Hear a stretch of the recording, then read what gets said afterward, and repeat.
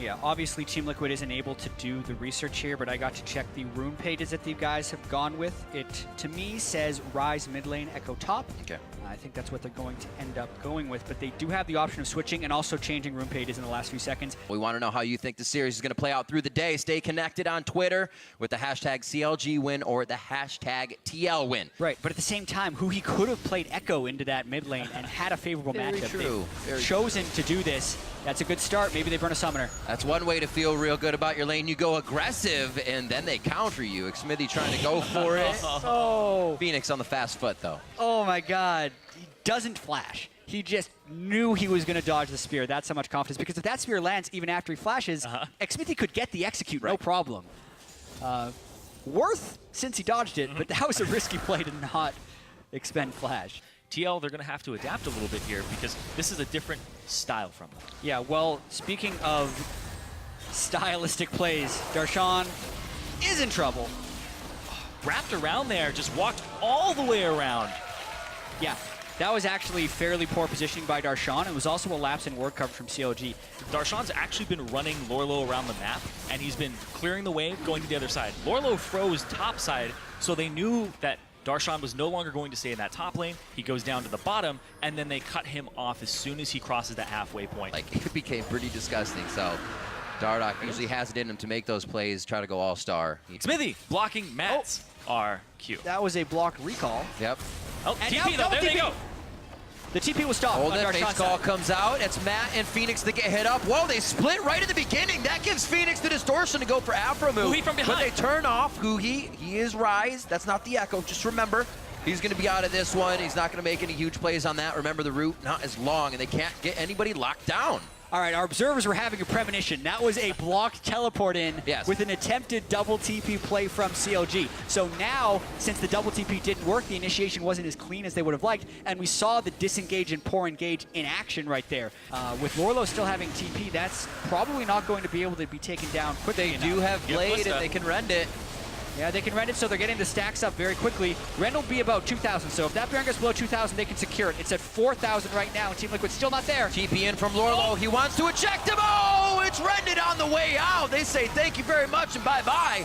Aphoromoo throws himself in to defend the team, and the Howling Gale may even save his tail on this one. He's going to go up and totally deny anything Liquid wants to do here. Kind of a valiant effort in getting Liquid nothing after they get there to the fight, and they're going to already start pushing on the side of CLG as well as they make their way out of the base with Baron. One kill for Baron and a Dragon trade is actually not that bad for CLG, and it could push to contest those wards. Oh!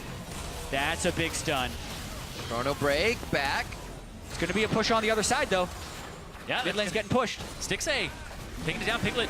Oh! By CLG. Ooh! Huhi Flashes and does not get the root onto Piglet, as stubbed Piglet his toe was on a netting minion. away. And Hui's a little bit of a wizard here. I thought he was going to get ganked, but he's at least able to put up a harass. They're going to lose Dragon 4 for this, though, unless they fight. Oh, you're a wizard, Huhi, but how good of a wizard? What spells do you have? Yeah. Do they save you? Dragon Kindred 4. takes Dragon.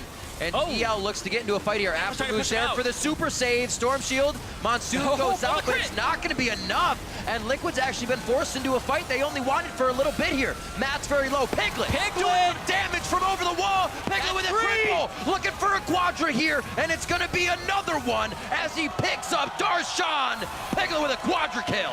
The funnel in for CLG there, trying to stop the 4th Dragon when Team Liquid had the jump on them for it. They were trying to keep pressure up in all 3 lanes, but they stretched themselves a little bit too thin.